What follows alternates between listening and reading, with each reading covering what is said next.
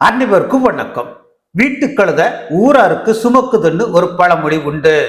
அதாவது வீட்டு கழுதையாக இருந்தாலும் அது ஊரார்களோட அழுக்கு துணி மூட்டையை தான் சுமக்குமா. அது மாதிரி தான் இருக்கு நம்ம காங்கிரஸ் கட்சி மூத்த தலைவர் ராகுலோட நடவடிக்கை.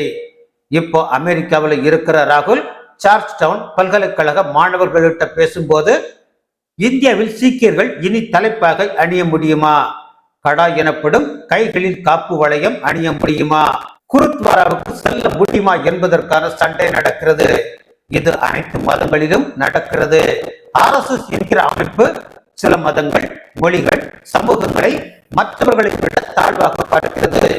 இந்தியாவில் இதற்குத்தான் சண்டை நடக்கிறது, அரசியலுக்காக அல்ல என தெரிவித்திருக்கிறார். ராகுலோட இந்த பேச்சுக்கு சீக்கியர்கள் ரொம்பவே எதிர்ப்பு தெரிவிச்சிருக்காங்க. டெல்லியில் இருக்கிற அன்னை சோனியாவோட வீட்டு முன்னாடி கண்டன ஆர்ப்பாட்டமும் நடத்தி இருக்காங்க. அத்தோடு 1984 ஆயிரக்கணக்கான சீக்கியர்களை கொன்று குவிச்சதே காங்கிரஸ் கட்சி தானே. இப்போ எங்களை அவமானப்படுத்தி அமெரிக்காவில் பேசியிருக்கார் ராகுல். இதுக்கு அவரு பகிரங்க மன்னிப்பு கேட்கணும்னு கோஷம் எழுப்பி இருக்காங்க. அது மட்டுமல்ல, ஒரு சில அமெரிக்க பெண் எம்பிக்களை சந்திச்சிருக்கார் ராகுல். அந்த புகைப்படம் தான் இது.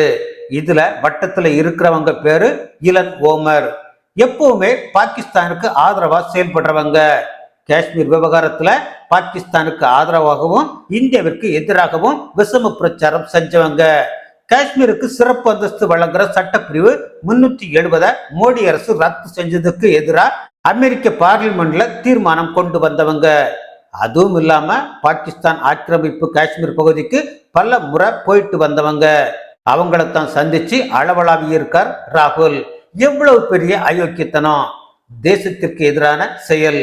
இப்படி இந்தியாவின் சோற்றை தின்றுவிட்டு வெளிநாடுகளுக்கு போய் இந்தியாவில் ஜனநாயகம் இல்லை என பேசும் ராகுல், அமெரிக்காவில் இருந்து அப்படியே கிளம்பி உலகில் ஜனநாயகம் பூத்து குலுங்கும் நாடுகளான பாகிஸ்தான், ஆப்கானிஸ்தான், சீனா போன்ற நாடுகளில் தஞ்சம் அடைவது இந்தியாவுக்கு மட்டுமல்ல, இந்த உலகத்துக்கே நல்லது.